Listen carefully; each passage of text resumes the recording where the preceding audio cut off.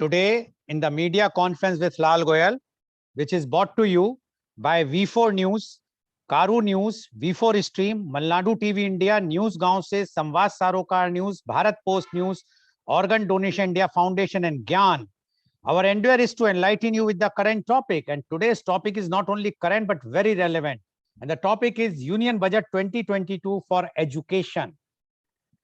But before I will go on the topic, I would like to inform you for the topic only that one of our viewer as well as participant in our earlier programs, Mr. Paramatmanand Pandey, has sent something which I am going to read. And he is the farmer and founder president of Utho Jago Foundation, Balia, UP. He is the feature editor of Now Bharat. And he has sent a small poem in Hindi. शिक्षा की अवधारणा कहीं है डूब, भारत की सरकार का budget बना है खूब, शहरों में डॉक्टर इंजीनियर बनते हैं शिक्षालय में, गांव में शिक्षा तो अदृश्य है सरकारी विद्यालय में. Education being one of the major sectors to be severely hit by the COVID-19 pandemic, impacting the lives of millions of students while disrupting as well as transforming the entire education system and a pedagogy from a conventional platform to a virtual and online policy. The Education Budget 2022 is one of the key areas that the stakeholders will be keenly focusing vis-a-vis the government policy and approach. As per the Education Budget highlights 2022, the total outlay for education sector has been increased by 11% to rupees 1,04,277 crores from rupees 93,224 crores in 2021.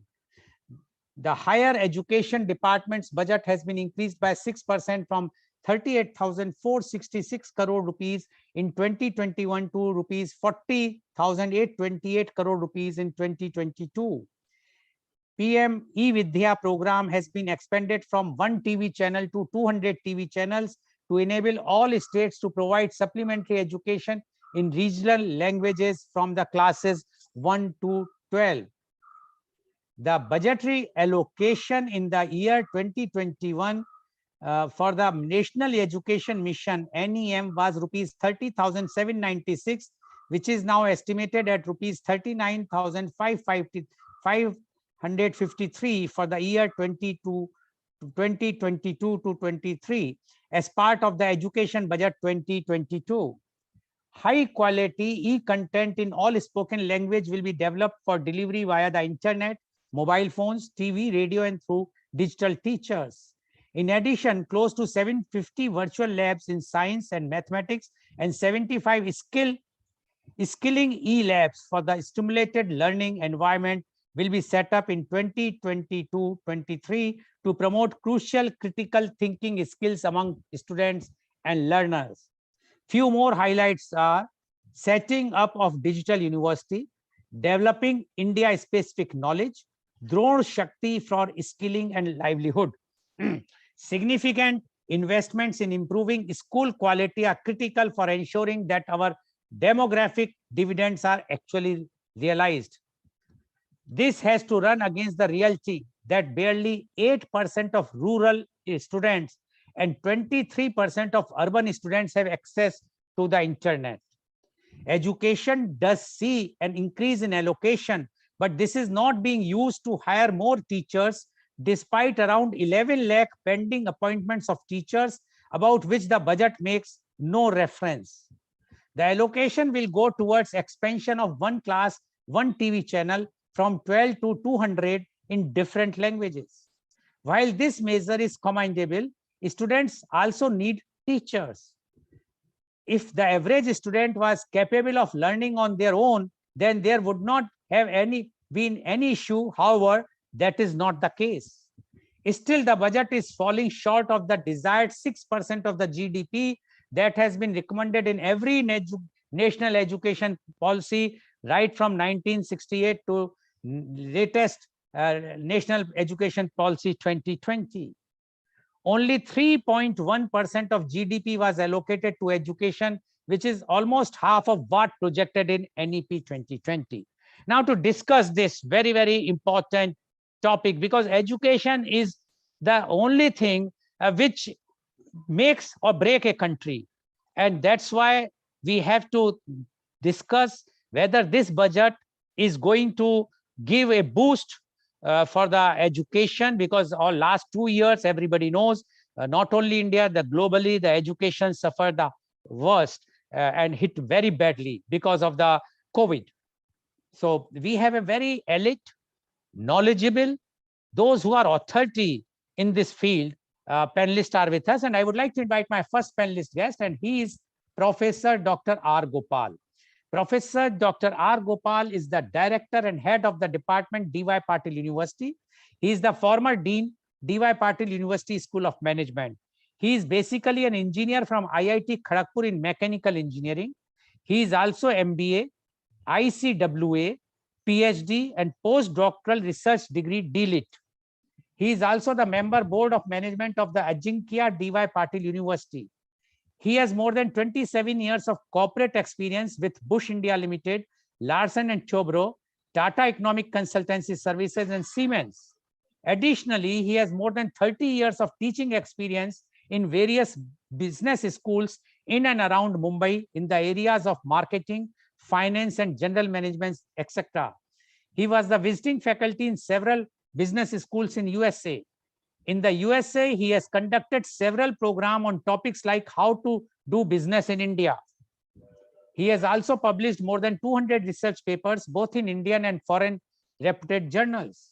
He has been awarded the best outstanding research paper at the Asia Pacific Marketing Conference held in Malaysia. He is also a reviewer to several international journals having a high impact factor. He is the guide for MPhil and PhD students of several universities in India. More than 100 research scholars have received their PhD and MPhil degree under his guidance. He is also the author of several books and is the chief editor to several national and international journals of repute. Dr. R. Gopal is the recipient of several national and international awards. Few of them, which I am going to read, are Rashtriya Vidya Saraswati Puruskar, Rashtriya Vikas Ratan Award, Glory of India Award, Rajiv Gandhi Education Excellence Award, Best Teacher Award, Best Management Teacher Award, Educationist Award, Star of Asia Award, and many, many, many more. Welcome, Professor Dr. R. Gopal on our show. Professor Dr. R. Gopal, you have heard the report which I read. The very good picture is that allocation has increased, and digital university and e-learning, etc., emphasized. But the other flip side is that the increase is not increased in the percentage of the GDP. It is almost the same of the last year, because the last year the GDP is less, so the percentage was 3.1, and this time also they have maintained only 3.1. And as you know very well that the NEP says 6%. Now we would like to know, keeping in everything in mind, we would like to know your views on the Union Budget 2022 for education. Professor Dr. R. Gopal, please. Please unmute. Morning, Mr. Lal, Dr. Sanjay Saha, and CA Rajat Mangla. Today, and all the viewers who are there on YouTube, Facebook, GR News, VTube, etc., etc. Today's topic on Union Budget 2022 for education is a very interesting topic, in my opinion, especially for the education sector. It has got a large implication on the students, edupreneurs, staff, and most importantly, the directors and the principals of the colleges. But before we talk on this, I want to spend about 10 seconds on the major budget itself. The budget in the first place is a growth-oriented budget. And I would definitely like to give a ranking of 7 to 8, 7 or 8 out of 10 for this budget. For the first time, there is a heavy increase in capital expenditure of 35.4%, rising to 7.5 lakh crores. And this has got a fantastic implication on the education sector. Similarly, MSME, hospitality, etc. As Mr. Lal said, there is an increase in the budget. It still stands at 3.1% of the GDP.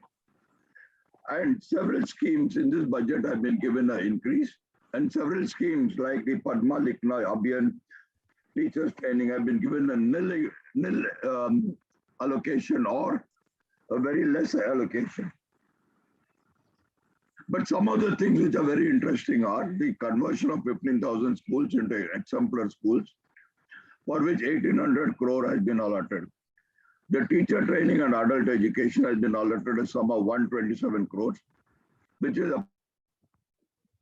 what it was last year. This is something which is very, very critical. Adult education has been given no allocation at all. National scheme for incentive for girl education has been given no incentive at all.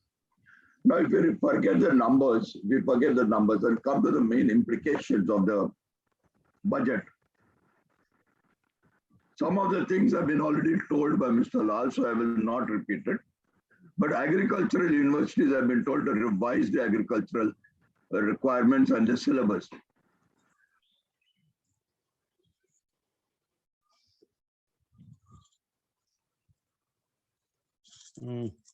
I think Dr. Gopal, we have lost the link with Professor Gopal. Yes, please go ahead. Yeah. Similarly, AI, geospatial, geonomics, pharma sectors have been given a push. 5 universities set up on urban development course, and this is very important because if you talk in terms of sustainability and smart city requirement, this is something which is very, very clear, very important. The COVID has made a... no, I think again we have lost him.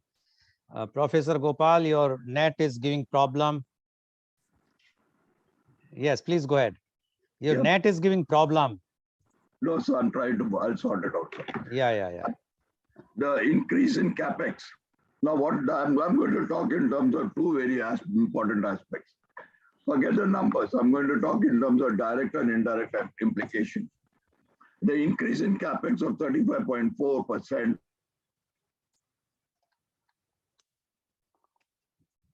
No, Professor Gopal, we can't hear you. I think any other device is connected. Please disconnect those devices, if any. No, sir, there is no other device which is connected. Let me go on to my network. I think that will be better instead of Wi-Fi. It's lots of problem going on right now. Just give me 1 more second, sir. Yes. Yeah. Please go ahead.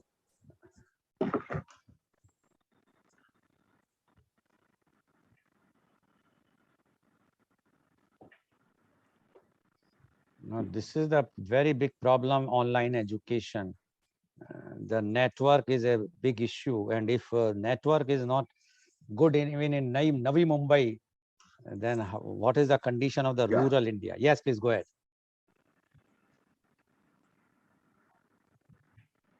Yes, please go ahead.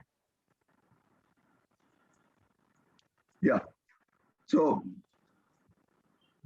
I strongly feel that this is something which is very important, because with the growth in the capital expenditure, there will be a need for more and more students to come in, and therefore educational institutions would get a big boost, because currently many of the educational institutions are operating at 50% capacity utilization. A little bit of digression at this point of time, because a large number of economists have been saying that we should follow a demand pull model where we give cash in hand. But I think that's very wrong, because unlike the Western world, Indians tend to put the money in the fixed deposits in the bank or buy gold. And this in turn does not yield additional consumption pattern of the consumer goods or the industrial goods. Similarly, hospital sector, which has been given a 5 lakh, would again see a big growth, because pre-COVID pandemic, this has been growing very, very rapidly. The budget has provided for creation of a digital assets and digital rupee. Now, what does that mean? It means that new programs like the AI, blockchain, etc., has to be started, because these are the backbone of the digital transformation. It sets up for open platform for national digital ecosystem. It talks of IT sector, that means triple IT, triple IT and NIMAN joining together. Now this means your IT sector students will be given a big boost. 5G technology is also going to give, because she has promised 5G technology, which means again universities have to develop themselves and have to move in that particular direction. Now, moving a little bit ahead, the creation of simulation is something which she also talked about. Now, why is this important? This is very important because today, even in higher education, you're talking about management games through the simulation technique. And in medical education, for example, dead bodies which we require for learning are scarce in India at least. And therefore, people tend to use mannequins which are programmed and you can give the medicines, etc., to see what are the effects. So this is something which is really very good. Teacher training is very big important. And if more number of teachers get online and work on that direction, we will have a huge bank of subjects exactly on the lines of SWAM. The budget also provides for the growth and development, geospatial, genomics, pharma sectors, etc. This is something which means that pharma companies, pharma students will get a big boost. But is that really possible to happen? And one thing very important, let me mention, it talks about the foreign universities coming up to GIFT City for development. This means if at all, and it will be free of any local, what shall we say, local rules and regulation. If this happens, then perhaps the brain drain can be stopped to a certain extent. But will this budget really give a push to the education sector, whether directly or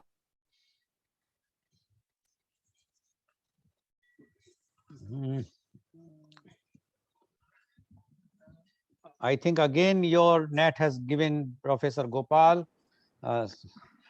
Yeah, please go ahead. will stop the brain drain because of the lure of traveling? And most important, the budget will contribute to fulfillment of 60 lakh job creation. If one does not use this opportunity, then this will also fall by the wayside.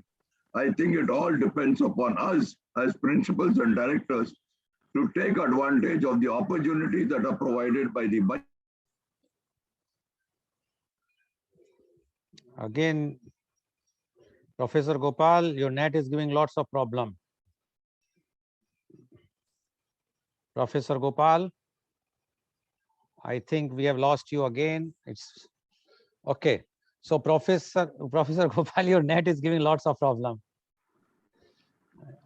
I don't know, sir, because it says it is connected and everything is in order. I don't know what's happening, sir. Okay, no issues. Okay. So, yes. So you have made your point, Professor Gopal? Yes, sir. Just want to bring 3 or 4 major issues which I feel 30 seconds more. Yeah, please. Question is, will the institute or schools utilize the opportunities available in this budget? Number 1. Number 2, the provision of foreign universities in GIFT, will it stop the brain drain? Because there is a big gap between implementation and planning which takes place. Number 2. And number 3, will it really contribute to the 60 lakh job creation? Because if it does, then it will be good, and for which we as educationists have to take the lead. There is a lot of opportunity which is available, and we should be able to take the lead on this. Thank you, sir. Thank you very much. Thank you very much, Professor Gopal, for giving your insight about this budget. And according to Professor Gopal, the budget is very good, dynamic, but he is also having reservations about the implementation. If the implementation is as per the budget projections, then it is good. Otherwise, if it is not implemented, then the budget, whatsoever has been projected, will go haywire. Thank you very much, Professor Gopal, for giving your views. Now, I would like to invite my second panelist. He is Professor R.K. Arya. Professor R.K. Arya is the Professor of International Economics at Manav Rachna International Institute of Research and Studies, Faridabad. He is Triple P, postgraduate in Statistics, econometrics, finance, double PhD in finance and economics from Delhi University. He worked in applied economics and social welfare, Government of India. He contributed 100 of articles in leading economic newspapers. He is guiding PhD scholars on various applied topics. He possesses thorough knowledge of social welfare, development, public policies, education, and employment. He attended many conferences, workshops, and presented papers. Presently, students, he has good understanding of international economics. He is having practical experience in education planning in Planning Commission. Welcome, Professor R.K. Arya on our show. Professor R.K. Arya, you have heard what Professor Dr. R. Gopal has spoken. Now, we would like to know your views on the budget, Union Budget 2020 for education. Professor R.K. Arya, please. Please unmute.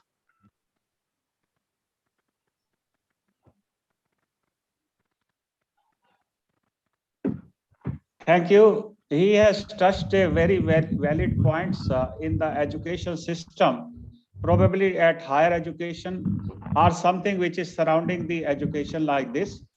I have been given 12 minutes and I will consume little more than that. That is half minutes you can say, but it needed background. When we say education, first of all, the budget 1.04 lakh crore is not 6% of the GDP, it is 0.3% of the GDP.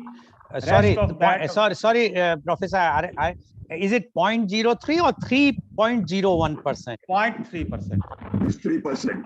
Is it is 3% of the GDP? The economy by the end of 22-23, it is expected to be 330 lakh crore. So it is 1 lakh crore. So 3 lakh crore will make only 1%, and then only it will be 330 lakh crore. So it is 0.3%. When we say 6% of the GDP, rest of that is expected to come from the states because education is a state subject. That central government is contributing for the higher education of its own, like IITs and IIMs, Indian Veterinary Research Institute, and some of the law university in 50-50 ratios. And then you can say 1 or 2 Indian Agricultural Research Institute, that's all. And then it is running Navodaya schools and central schools. That is that the central government has been directly spending on the education. Regarding the state education, the colleges, schools, and all that, these are to be maintained by the state only. And the states are getting the horizontal devolution from the Finance Commission, that if you are doing good development work, then you will be given, that is what you deserve for it. Like the Bimaru states, Bihar, Madhya Pradesh, Rajasthan, Uttar Pradesh, now Chhattisgarh also, and to some extent Odisha, they are not doing adequately on the development front. So they are lacking the grant also, because the money has to be spent on what is your appetite for that. So you are not doing that, so you are not getting it also. At any point in time since 1968 Kothari Commission report that 6% of the GDP has to be spent on education, it could go up to only 3.71%, the maximum. Otherwise, it hovers around 3.4 to 3.56%. That's all. 6% has not been done, and roughly it is already considered as by the states. It is one of the social components, social expenditure, and they are expected to spend 25%. In case it is to be made as 6%, it is only 10%. That the 10% of the social expenditure is spent on the education. In the earlier years before liberalization, they could have done more, but they could not do. The reason being that the government was doing deficit financing. Deficit financing was being done to meet the revenue exigencies wherever there was a shortfall. Now it cannot be done because the social expenditure includes all Kisan Nidhi, that is free electricity, and the electrification done by the central government, and then the dues of the distribution companies, because the states are not covering the full bills, that is the dues are still there with the distribution companies, and that is the loan waiver. All these things are included in the social expenditure. So the priority of the education has been completely lost. So far as the standard of education is concerned, quality and quantity, I will talk about. There are 11 lakh schools in the country, and the average enrollment ratios in the public school, government schools, is hardly 52 to 53, and the average teacher is hardly 1 or 2. Some of the schools of public schools, because these are being now largely run by the marginalized section of the society, that only the marginalized section of the society will go to the government school, other will go to the private school. The floodgate was opened after 1990. Land has been allotted to the private school. Earlier, there was no land allocation for the private school, private hospitals like this. Now, so many of the private schools have been opened. And when your income grows, wherever the per capita income is significantly higher, the people try to send their children in the private schools. But during COVID, many private schools have been closed because of the low cost of education. So the students are seeking admission there in the public school. Roughly around 3 crore students have shifted from private schools to public schools.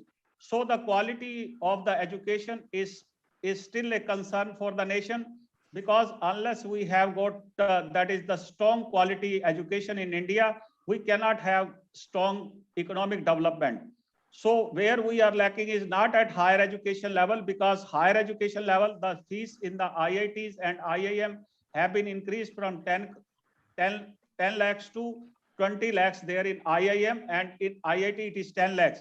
So there, the parents themselves are taking care of the higher education by taking loan from the bank up to 10 lakhs of rupees, something which is possible by the middle class and well-off people, because after mortgaging their property, they can take the loan from the banks. So higher education should not be talked about. The lower education is very important. In 2001, RTE was started, right to education, and then the government has allocated Samagra Shiksha Abhiyan was launched, and there the government has allocated roughly 33,000 crores. Basically, when we say that how the balance between the private education and the public education could be achieved is that the people are not sure whether we are to go to public schools or we are to go to private schools. People, those who have got the stable income, they are stable in their perception that they will send their children to the private school. But in the public schools, there are certain compulsions for the parents that when their livelihood conditions are not so good, they simply send their children there so that the midday meal and the uniform and other things will be available free of cost. So when we think of the free of cost education, the allocation matters more. The allocation is inadequate. As I have told, it is half of the suggested by the Kothari Commission. And then during National Education Policy, during Rajiv Gandhi time, and now again, it has been reiterated by the new education policy of 2020 that 6% of the GDP has to be increased. So far as the infrastructure in the school education is concerned, it's perfectly all right. Number of schools have been set up, but that is the educational aids are not available adequately in the schools. So therefore, the foundational literacy in India is very, very weak. And what is happening is that it starts from the foundation starts from Anganwadi, and in Anganwadi, the child is expected to stay for 3 to 6 years, where the learning and the development will be integrated. And this is the reason that the government has launched the integrated child development scheme, that the health and education will be taken care of. So the problem starts at the Anganwadi itself. The staff is inadequate there, their salary is inadequate. And then comes, that is the laboratories and the adequate equipments in the schools. In most of the school, roughly around 90% of the public schools, these equipments are not available because it requires expenditure and the government cannot do it. And when you say that 11 lakh vacancies are there, because the fiscal condition of the schools, of the government, respective government is not so good. So they are always reluctant to appoint the teachers because the salary will be a full commitment, that is full support will have to be provided by the states. Central government does not cover the salary expenditure of the schools in the states. It gives for infrastructure, that is setting up of the schools, and for the educational aids. In the rural areas, the protection of the computer labs and all that is not possible because these are the open door schools.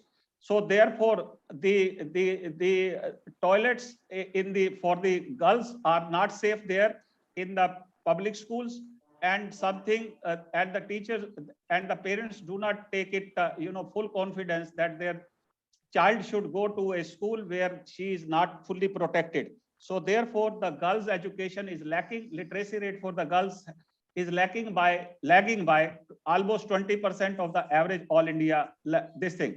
Then there is a problem with the STs because they are sparsely scattered and there is no cohesiveness. So their schools are in not a very good condition, and where there are jhugis, jhopdis, so the scheduled caste living there. So school education is also not very good there.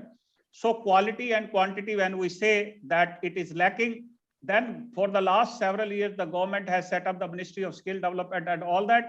The alignment of the school education with full knowledge and all that, and then going for the skill, it is important. It is not taking place as such because the students are taking the liberty because their parents are sufficiently financially good. So they think that they will go to the general education. The mess has been created by the private education. The reason, in fact, is that the private schools are private colleges, technical college are evading the accreditation, and there is something lacking there in the private universities. So therefore, the children are taking the liberty, even if their performance in the 12th standard is not so good, they will simply enter in the private universities where they will come up with the BTech and all that. So their employability is not that very good. Professional education, their employability is not very good. It has been cited in various reports also. So the school education, in fact, is not uniform. It is all, non-uniform, and it is scattered, and it is unbelievable. So how the schools are conducting, all the private schools are not equally graded. And then the quality of teaching education, that is the B.Ed and M.Ed, when we see, they consider it is a free kind of thing, that we need not to attend the college and we will get the B.Ed degree, and then they become the teachers. So teaching quality is also not adequate. Then there is no rapport between the student and the teacher also, because the enrollment ratio is low. In the private schools, that is National Council for Teacher Education, it is compulsory that the nursery trained teachers are to be there, and then the JBT, junior basic trained, are to be there up to 5th standard, and up to the 10th there should be B.Ed, Bachelor of Education. It is not being complied by the private school. They are keeping it off roll. The teachers come there. The M.Tech and B.Tech pass out are teaching in the school physics, chemistry, and mathematics, and this is how IIT has been taking up the student. The standard of IIT has gone down drastically when it is compared with 75, 80s, or 85 even. Since 1995, when the JEE has been started, the standard of education of the IIT has gone down considerably. This is the reason that the good students are going abroad to study the education. Regarding this budget, that the digital input will be there by the government of India, it is far from realistic. It will never happen because e-Vidya, you need to TV. That is, the program will be run through the TV. The hamlets do not have the TV. They do not have the internet also. They do not have the smartphone also. This is the reason that the digital divide is roughly around 60%. 40% of the students could take education, and 60% this two years COVID have gone waste there. In that case, so learning has been stopped. So learning outcome is necessary to be updated, and it is possible when the government is perfectly focused on the teachers and student rapport, and the government should see whether it is endeavoring to provide the quality education in the public schools. If it is not, then the students will be withdrawn from there and they will be sent to the private school. And in the private school, the affiliation with the CBSE is the most easy thing. That as if you can buy the carrot from the market, affiliation with the CBSE, because there is a racket there. You pay the money to the CBSE officials because it is an autonomous body. There is no control of the government over there. So education system is in a mess. Regarding the agriculture universities, it is run by the states, and the states have got the full responsibility there. In 1966, Green Revolution, these were the agriculture university in the Punjab Agriculture University, Ludhiana, and Haryana Agriculture University that is there, and GB Pant Agriculture University in Uttar Pradesh. They contributed towards Green Revolution and modified, that is genetically modified seed, and all that were ventured by them, and they have come up a wonderful result. Green Revolution started, that the production of cereal has gone up drastically. But so far as the agriculture universities, they are simply the salary takers, that the professors go there, they teach the courses for agronomy and agriculture and come back, and there is no aptitude of R&D. It will never happen. Even Indian Agriculture Research Institute is also lacking. It is controlled by the central government. So with all this, the quality and quantity both matter. The budget is insignificant in the sense that if the 6% of the GDP will be there, definitely it will. Right now it is 3.5%. So 2.5%, if you will add, definitely 6% will make 18 lakh crores. That is out of 300 lakh crores of your GDP. If 6% is added there, so 18 lakh crore will be sufficient. At present, the education is treated as a residual expenditure.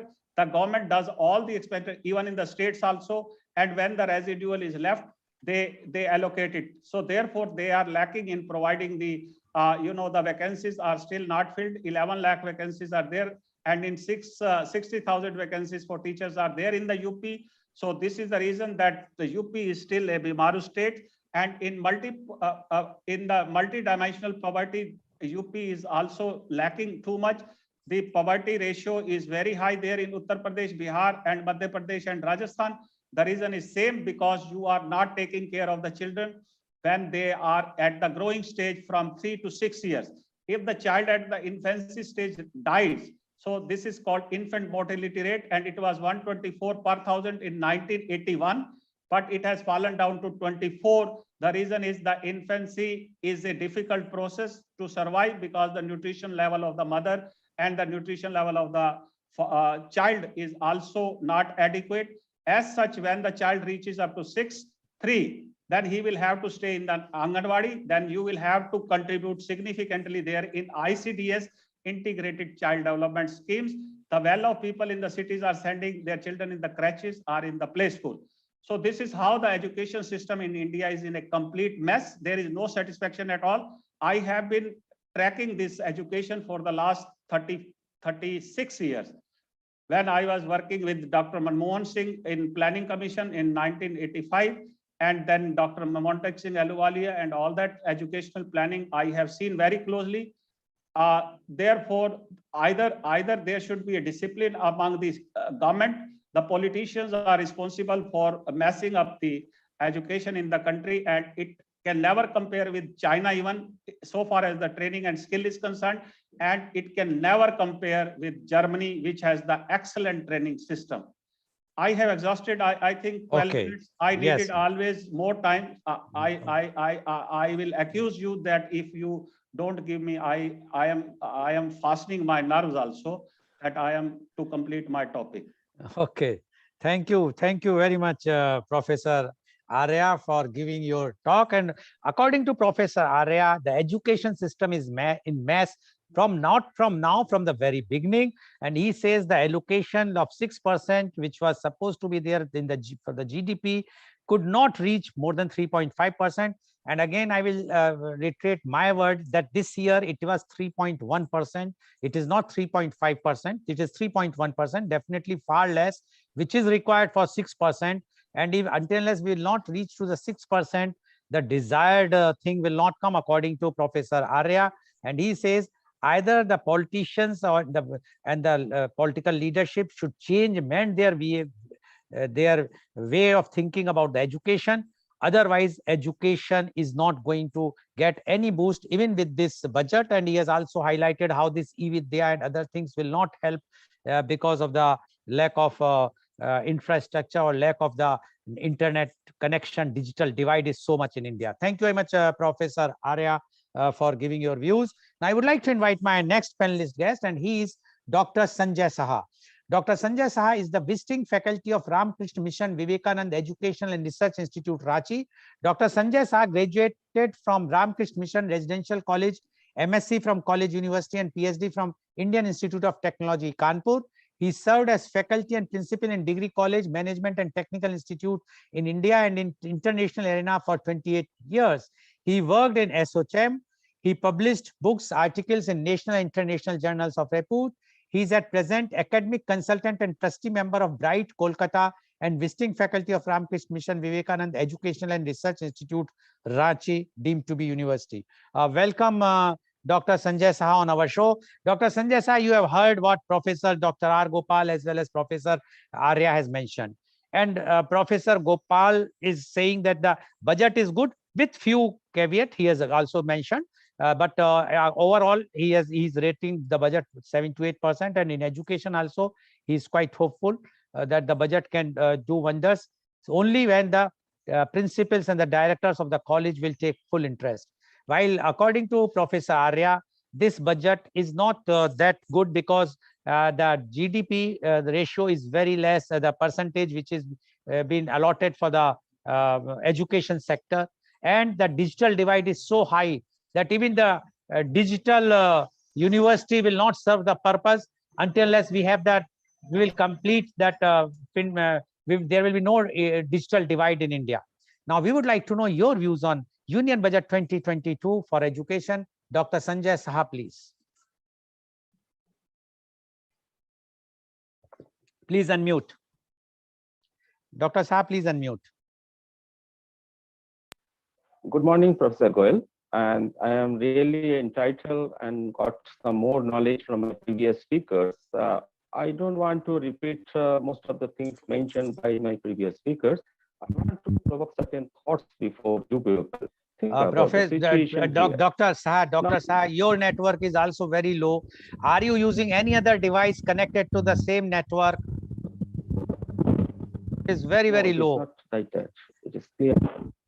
No, here it is very low. I can see, because if you are using the network, Wi-Fi network, are you using a Wi-Fi or your own network? Hello, Dr. Saha, can you hear me? Network. Yes, it is clear to me, sir. Clear to me. Okay, so because your network is very, very low. Anyway, try to, yes. Okay, go ahead if it is possible. Can you change the network? Is it possible to change the network? Dr. Saha? Yeah, I'm changing. Because we want to hear your views, very, very clear views. And if the network will be low, then and there is some disturbance is also coming from your side.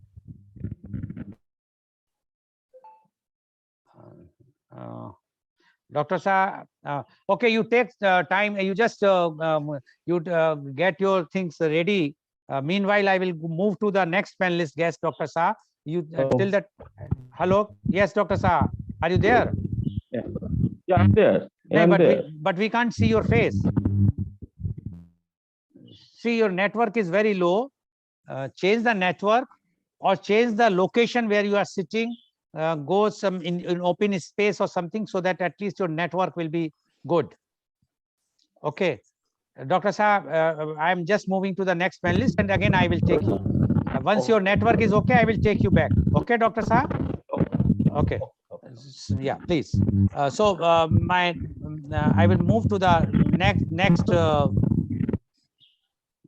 One moment, please. I will just put Dr. Saha. Yeah. So I would like to invite my next panelist. Yes, sorry, viewers, this is the problem in our country, that the network is giving lots of problem. And when we are talking about the education, as Professor Arya has also mentioned about the education, the digital divide, we can see even today, digital divide is happening. If some Professor Gopal from Navi Mumbai and Dr. Saha, so much problem is there. Yes, Dr. Saha, I can see you now. Okay, thank you, sir. Now, I would like to highlight certain points here. Number one, a new concept has come, digitalization, online education, and a new normal situation has emerged after this third wave. Rather, still it is going on. And we are also talking about a social virtualization, because now students are facing a crucial problem regarding their mental stability because of the uncertainty in the future. Now, we have gone through industrial revolution, we have gone through agricultural revolution. I think the time has come for educational revolution because all reminded us the Gurukul system which used to have, and it seems to have because of this online education from our home, that Gurukul system is again coming back to us in our life. Now, there is a change in the leadership concept also, especially I'm talking about the leadership concept of the teachers, because now teachers are going to miss their student in the classroom, but they have to teach the student and they have to keep their morale high and how they will do. So another reorientation issue is required. We have also facing about GDP allocation, as people have already mentioned. We are having huge number of school dropouts. Now, previously, we have a scheme like the midday meal. When for this midday meal, students used to come. Now, what happened to the midday meal? Then again, we are not having any conclusion from the budget itself about the fees, student fees I am talking about, as well as the EMI on education loan. We are not also having any clue about the research foundation, the approval from the government. Fellowship and scholarship amount, that is also kept aside.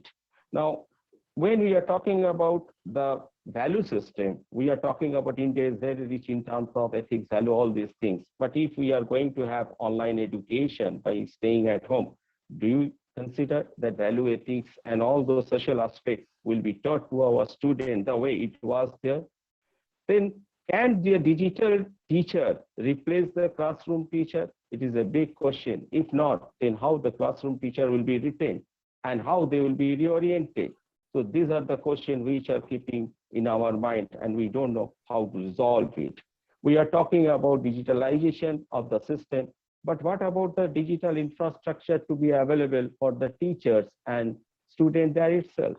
We are talking about in the budget, 5 centers of excellence will be created for your urban planning. And also ICT has been asked to lead to take care of the other institute in this line also. But nobody is talking about that itself, about the rural planning. That means India will be concentrating on urban planning as far as education is concerned, nothing to be on rural itself. So this rural aspect has been neglected as far as education budget is concerned. We are also talking about foreign university. They have already talked about that one foreign university is coming in Gujarat, and they will be teaching financial management, fintech, mathematics, etc., and nothing more. So that means we can expect that maybe in the near future, more foreign university will come. But why not they are giving a strict instruction in the budget itself? They could have done it that all institute, whether it is technology, management, all those institutes should sign MOU with the foreign university, yes, who are leaders in this area, so that our students can also get a flavor as far as the foreign education, because our students have to compete in the global market, because e-learning is not going to be confined only in this country itself. Now, on the other hand, the extra e-portal, which is given an emphasis for increasing the citizen skill and upskill, but how it will be done, that is not clear to all of us. Now, when we are talking about the digital teacher, who will create this digital teacher? How these things will be formed? Where is the allocation? And accordingly, what will happen to the parallel system, which was running since last 3-4 decades in India? Nobody is talking about these issues. They're not addressing these issues. What will be the situation of our infrastructure, which are available, schools, colleges, university?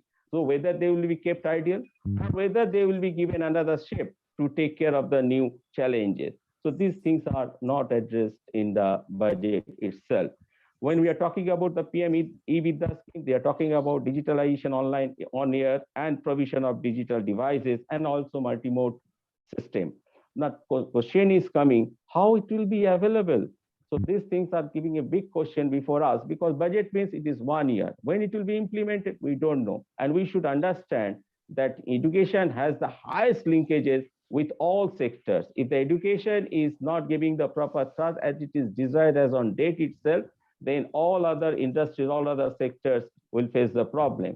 Because then we cannot think about the way Prime Minister is saying Atmanirbhar.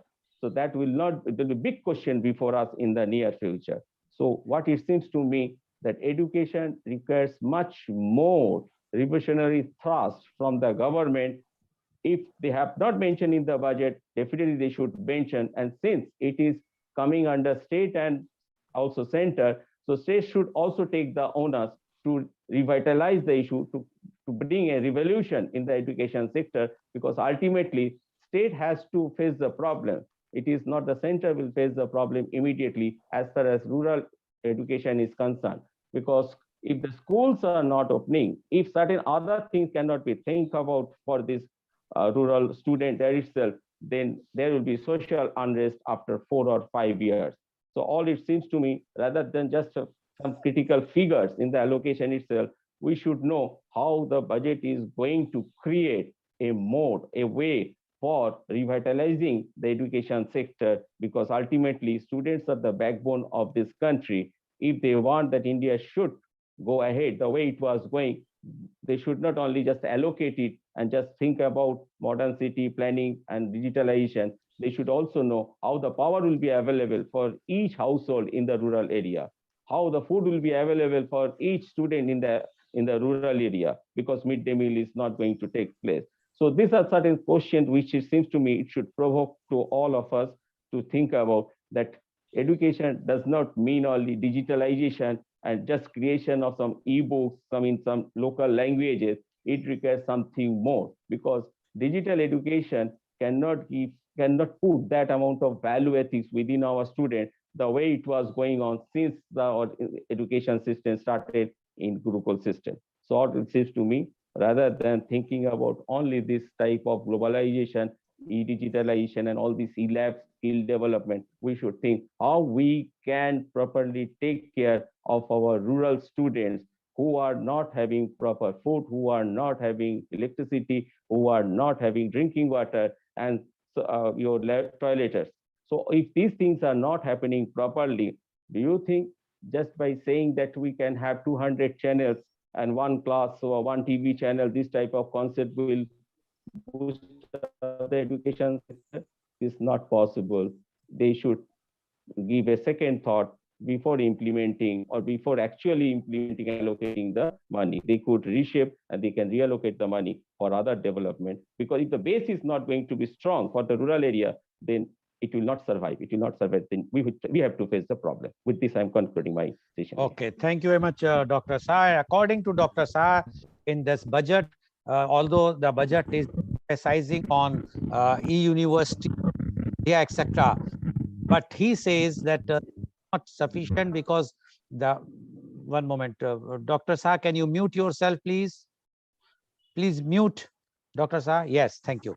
So according to him, because of the Dr. Shah, please mute yourself. Dr. Shah, please. Yeah, thank you. So according to him, because the rural area, which earlier they were being given the midday meals, so the main attraction for the children, students were to about the midday meal.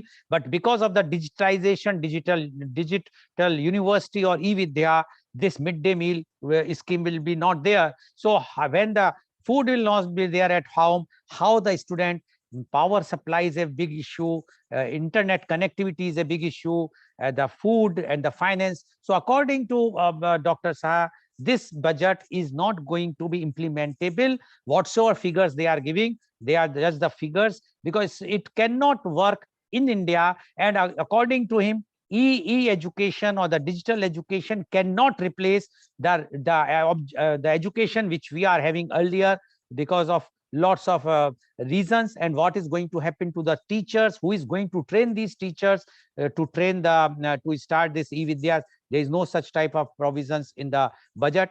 So according to him, according to Dr. Shah, this budget is not giving any boost for the education sector at all. Thank you very much, Dr. Sanjay Shah, for giving your views.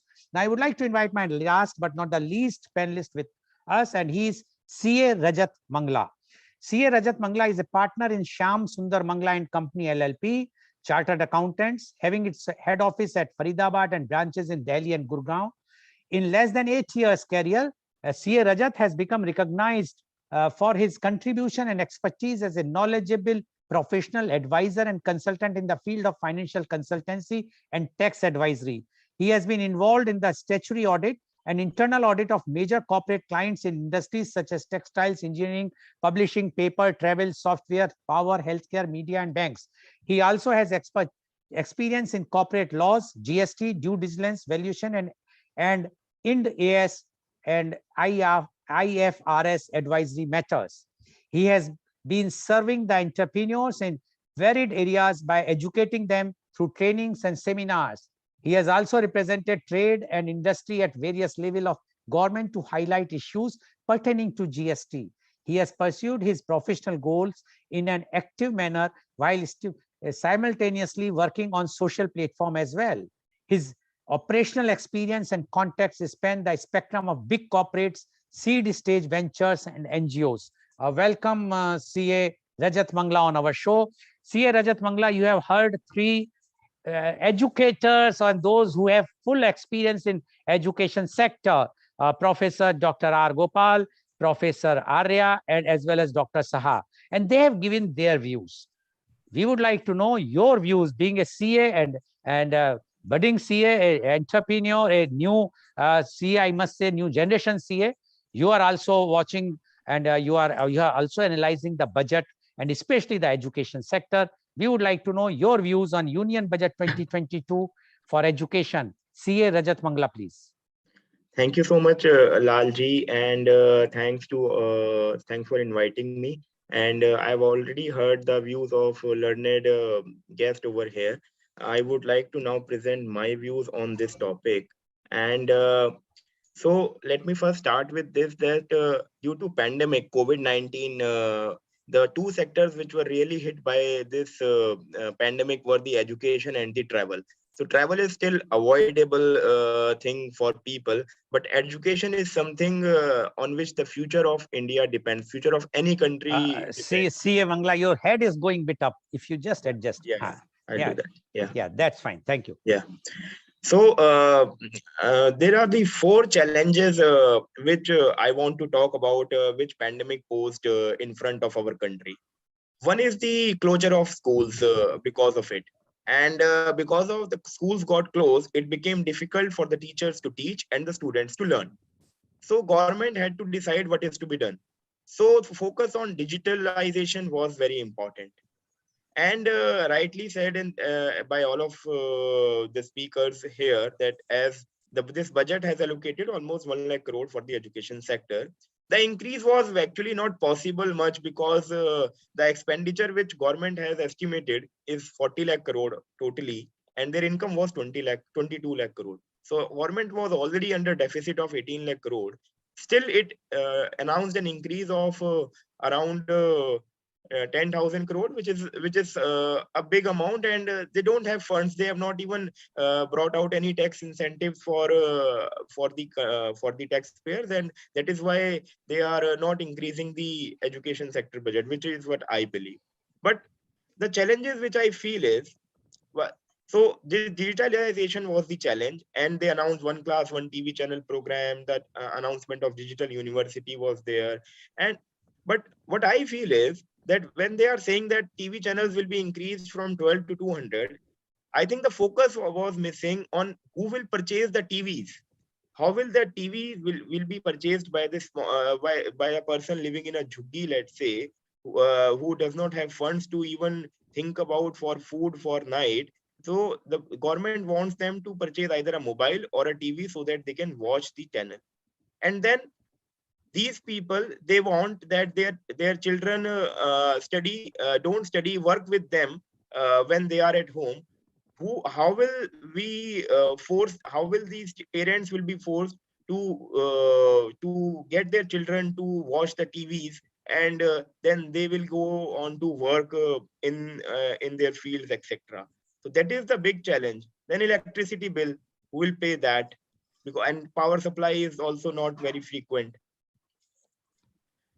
Second challenge is the dropout from the schools. It is being feared that the dropout will be increased from 3 crore currently in a year, and it is very important that we use some technology to track out of school children who are moving out of the schools. The Gujarat government has already done this kind of work with an initiative called Command and Control Center 2.0, wherein they use some MLI, the machine learning technology and artificial intelligence to track the children who might be at risk of moving out of the schools, because the moment schools get closed, it becomes very easier for children to stop studying and don't attend the online classes and just move around, help their parents. In Albania, students who missed, we can draw a lesson from this country, small country, wherein students who have missed more than half of the lessons are registered in a system. When they miss half of the lessons in a month, they are registered in the system, and then teachers are made responsible so that these children must come to the schools and the out of school ratio should decline. Information campaigns should need to be run about the importance of education for the children. Third challenge.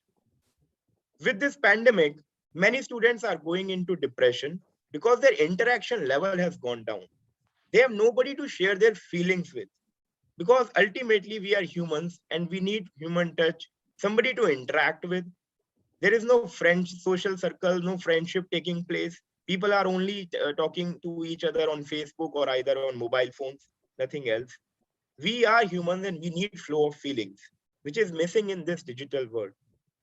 And why are we putting so much of restriction on education only? Students have suffered for last 2 years, and if this is how which is happening continues happening, then what kind of future are we creating? What are the values these people will pass on to the next generation? Because what kind of values they are getting? We can't only rely on TV channels for this.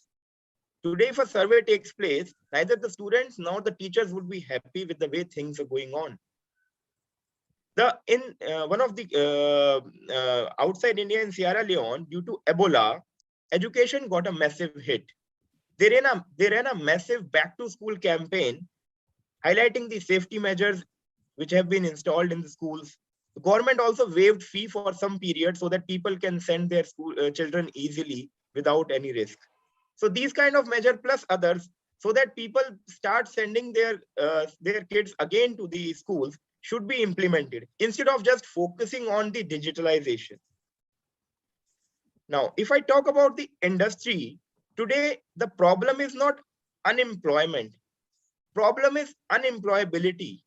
Industry is not getting the kind of people they want for the work, because the schools and the universities, the kind of syllabus they are using, it is not something which make the students ready to work in an industry right from day one.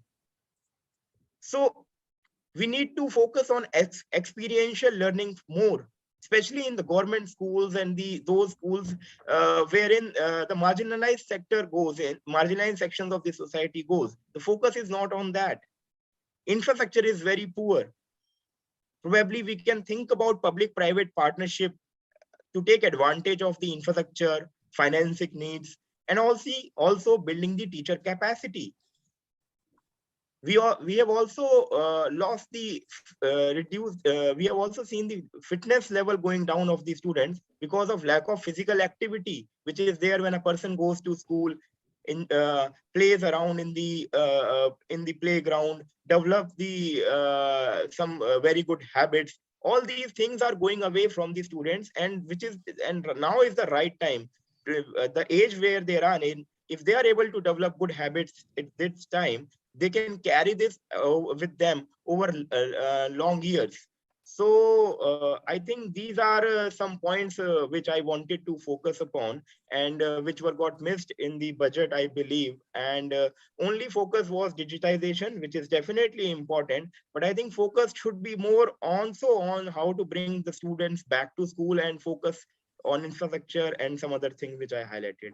Thank you so much, Goel. Thank you very much, CA Rajat Mangla. And CA Rajat Mangla has raised a very, very important point, and he says the focus in the budget is on the or the digital education. But the problem is coming, who is going to buy the television or the mobile phone or the laptop in a jhuggi jhopdi or a marginalized section of the society. And he also raised that the schools, the problem is how to bring the students back to the school. 3 crores are already dropping out every year. And he has given some examples of the other countries, which is very important. I can add here one thing that I have seen in the US and UK. They have not stopped their education for a day. They have continued the education. When the pandemic was on peak, it was e-education. And in USA, they have provided the tabs or the iPads, smaller version, to the students. Even from the primary school, they have provided, and they have asked the students to go through it and do the things. And as soon as they found that they have to open up, first they open up the schools, where they have given a very strict instructions to the school to check all the RT-PCR of all the teachers and the students, and all the students who are eligible for vaccine. The vaccination is made compulsory, that you have to take the vaccine.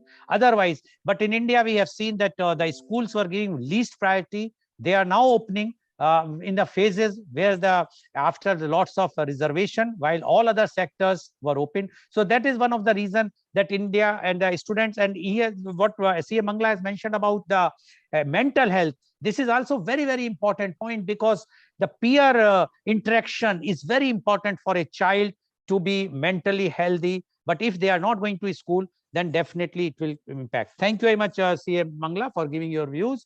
Now, I would like to ask the question to Professor Dr. R. Gopal.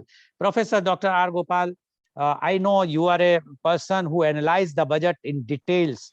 And but today, if we will see, we have to see the when we are talking about education, we were very much have to consider the National Education Policy or New Educational Policy 2020. When it was announced on 30th of July 2020, it was now implemented on 29th or 30th of July 2021 by our Honorable Prime Minister, Mr. Narendra Modi. But we have seen two budgets after this NEP has come in force. And one thing is very clear: this NEP, when it came in force, pandemic was already on in 2020. And at that time, it was very clearly mentioned that a 6% of the GDP is required. And their window is given that by so much years, so many schools, new schools and new things will be. In your opinion, my question to you was the NEP 2020 was given in haste without taking consideration of the pandemic, or the budget has failed, even last year budget and this year budget failed to consider the education as a very, very important subsector and giving more allocation to the education so that it can match to 6%. Otherwise, this NEP 2020 will never be implemented, and our education system, which was earlier, and the new education system will have a very mismatch, and the future of the students will be in dark. What you say, Professor Dr. R. Gopal? Also, the basic question that you're asking me is, do we plan that, assuming that the NEP 2020, or let me put it the other way, do we plan that the pandemic will last for a lifetime? Or do we plan that the pandemic will last for a short period of time and then disappear?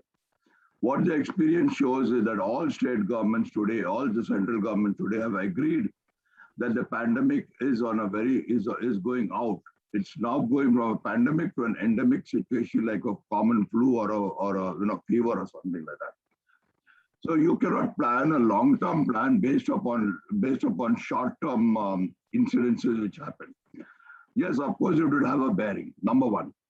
Number two is, at no point of time have we ever touched 6% of the GDP. The 6% of the GDP was something as a target which you should achieve. Now, question is 2021, 21, 22, what was more important, to save lives or to save education? And in my opinion, to save lives was more important.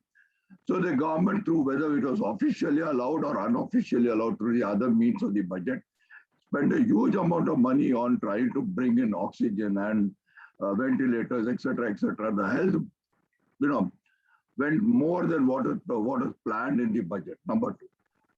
Number three, very important is the NEP 2020 is a direction which is given. It's a long-term vision. And being a long-term vision, in my opinion, it can show a path that where we have to go.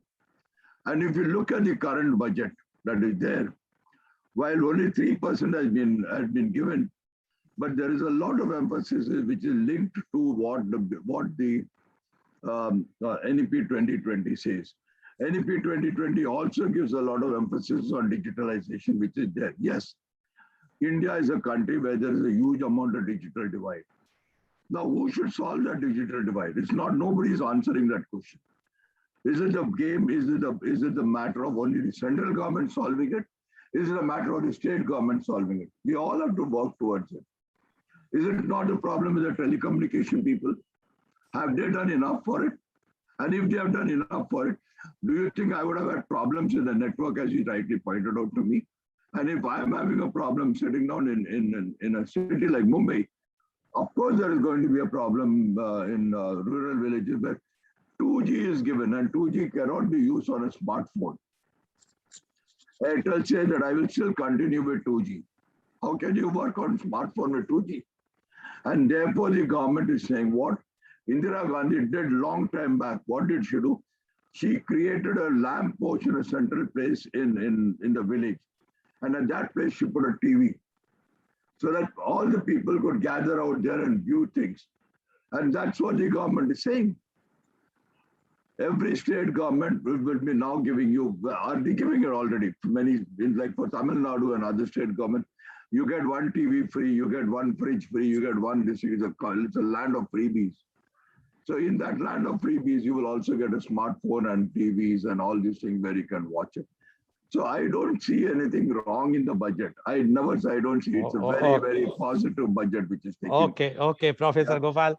Thank you very much. You are not seeing it's negative. But one thing I would like to add, you said that where is money with the priorities for the health sector.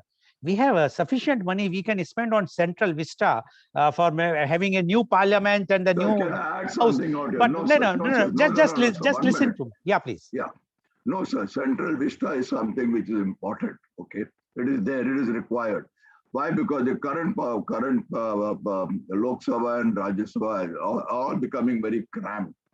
You need to have something big. Professor Gopal, we are worried. A very, very small amount. Professor Gopal, we are worried for the comforts of those leaders. We are not worried about even the basic needs of our children. I think this is this is a hypocrisy. We have to think of the poor child who cannot even sit in the and I can tell you in my many media conference it was expressed by the panelists that many schools are using as a cow shed in the night, and that during the day they have been used as a school.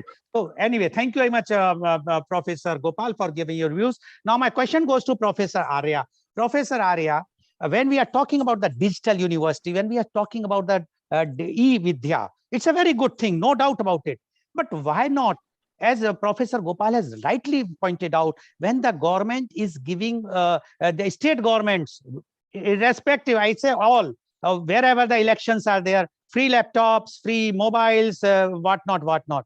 Why not make it compulsory that all the state government, all the central government should provide free devices or give the subsidy for the package? Now today, the same package I am using, same package a marginalized student is using, everyone is using the same package, has to pay the money. But this budget is not talking about this. What you say about this, Professor Arya? Please unmute. Please unmute. This idea is not bad at all.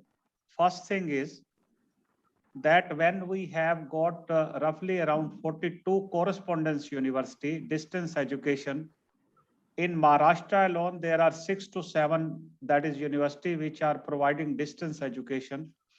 So e-Vidya will be better than this. And then someone has talked about that the Indira Gandhi set up a center where the people could get, it was in the northeastern region in I think it was in 1983, when there was a need, because the northeastern area is considered cut off from the mainland. So therefore, the TV education was started there. So correspondence education, in fact, it is not a visual one. It is a theoretical one, because you pick up the modules from the correspondence education centers and then you read for yourself. There is no guidance at all. Now the online programs have been started by the several universities.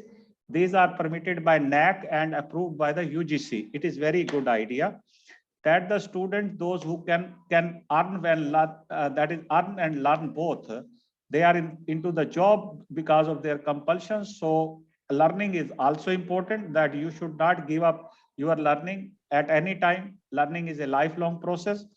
So that way, if the handsets are given, mobiles are given, and then TVs are given, like in Tamil Nadu, that it has announced, that is the Stalin has announced several things for the women as well as for the children.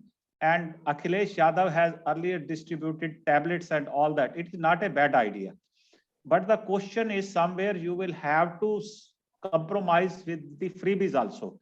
You give freebies like free electricity in Delhi, free water, and free that is traveling by the women. And then at the same time, you give the for education.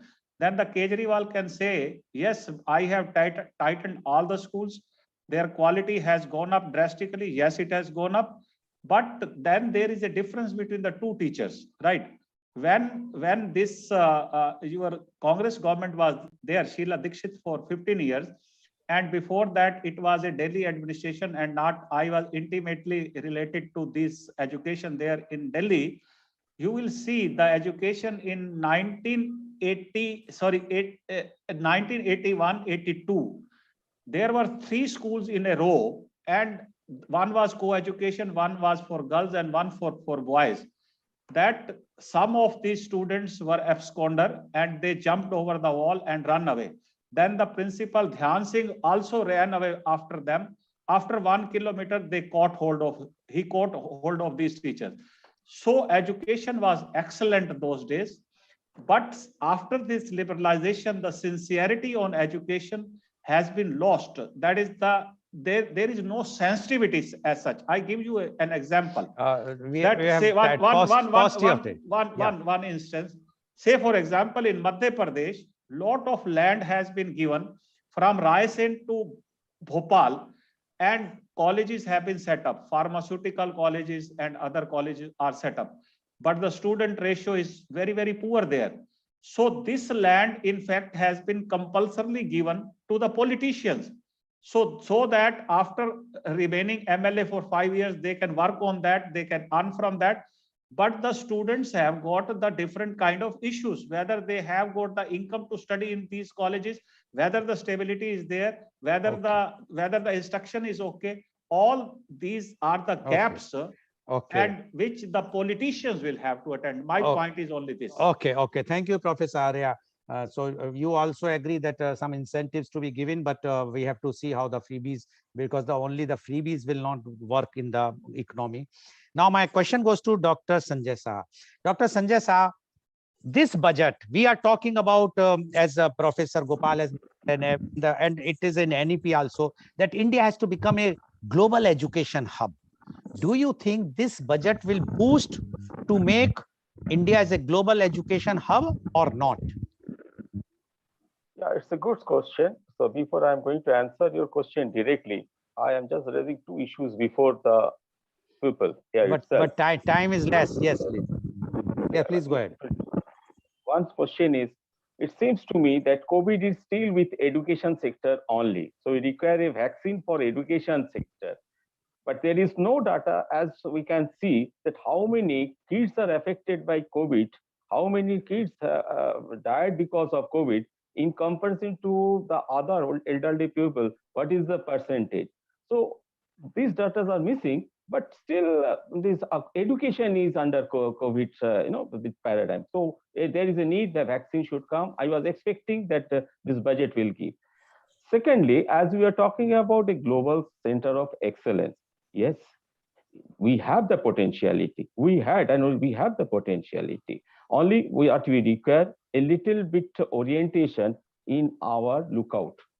It is not that only just by giving money and in terms of figure, some money here and there, that is not possible. If we want to be a global leader in terms of education, we require a holistic approach covering all sectors from remote rural areas to urban areas. And if proper implementation of the schemes can be done by the concerned authority, yes, again, we will lead the world. It's in the world itself. It is not that only our minister will be the leader. Our rural students can also become the leader in the coming year, but provided they should get the proper facility from the budget. Okay, thank you very much, Dr. Saha. Now my question goes to C.A. Rajat. C.A. Rajat Mangla, we all are talking about the finances, that money is not there. That's why we have to suffer, and the education has to suffer. My question to you is, if it is like this, when we all know, and the politicians and everybody knows, that education is very, very important, why not government came out in this budget some education tax-free bonds, that money to be used and match the 6%, raise the funds, people, those who have sufficient money, because they have not given any exemption this time, they have not extended, but if they would have come out with a education tax-free bond only to be used for the education, 10 or 20 years of the duration, I'm sure that they would have raised the money given to the education sector, because every education sector is a worst hit, as you mentioned. It's a compulsory, it is very essential. It's not like traveling or resorts or airlines, that is not a essentiality. Do you think this would have been a good idea in the budget which finance minister missed? Sir, you are absolutely right, and this is a very innovative idea which you have put, that tax-free bonds would have been saving mechanism for the people, the investors, and as well as provided a boon for the education sector. But what I feel is that there should be transparency in disclosing how the funds are being utilized also by the government, because in income tax there is a SAS, secondary and higher education SAS, of around 3%, which is put on the income of every person. Every taxpayer is paying that. But how exactly is government disclosing that this fund is being utilized in this manner, so that we as taxpayer should also be aware that although we are paying as the government is demanding, but how is it being utilized? So although this tax-free bonds would have been a good mechanism for bringing in funds, the question of transparency and disclosing the details would have always remained. So I think the question, because this already initiative of secondary higher education SAS is there, the transparency should be brought in. Okay, thank you very much, Mr.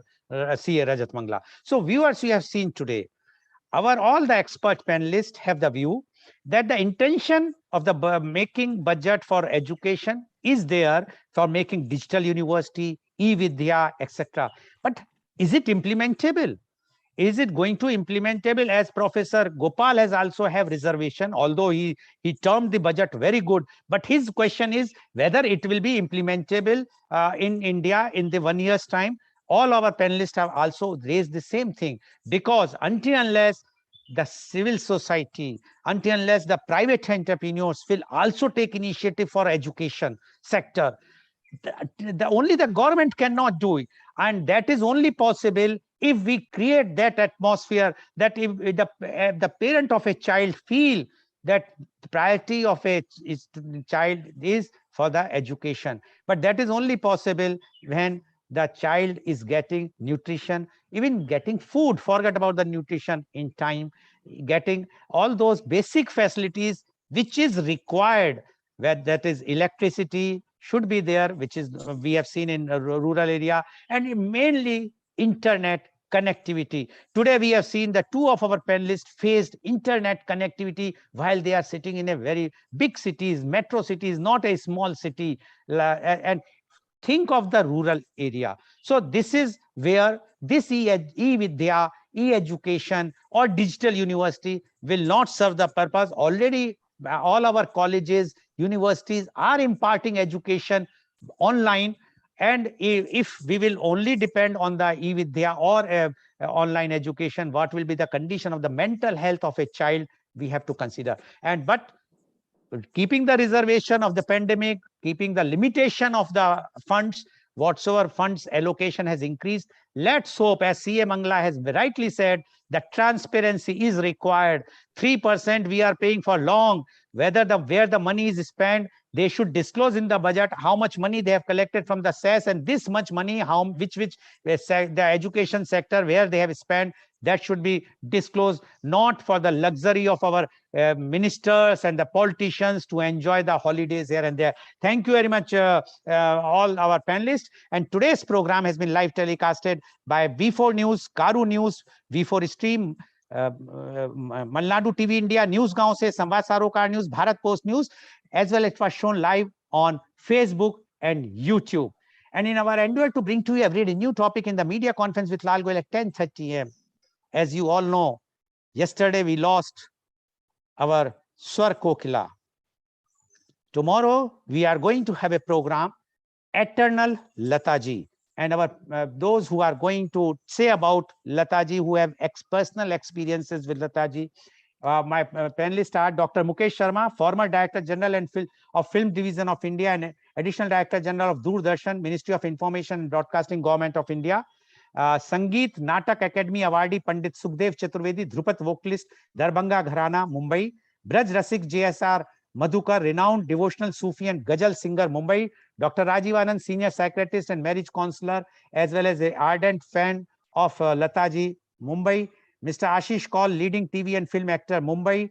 Miss Sanchari Bose, playback singer and performer, Mumbai. So they will be sharing their experience. They will be giving their homages to Lataji, as well as they will be singing few of the songs of her which she has made all immortal. So please watch that tomorrow shows. Thank you very much, Professor Dr. R. Gopal. Thank you very much, Professor R.K. Arya. Thank you very much, Dr. Sanjay Sai. And thank you very much, CA Rajat Mangla, for joining us, giving the insight of the Union Budget 2020 for education. And I'm sure our viewers are quite enlightened. My only appeal is, please give more attention to the education of a child, because if your child will be educated, then the entire your family will be educated, your community and the country, and then only we can proudly say that India is going to be the global leader. Thank you very much. Thank you very much, all the viewers, for watching our show. Thank you.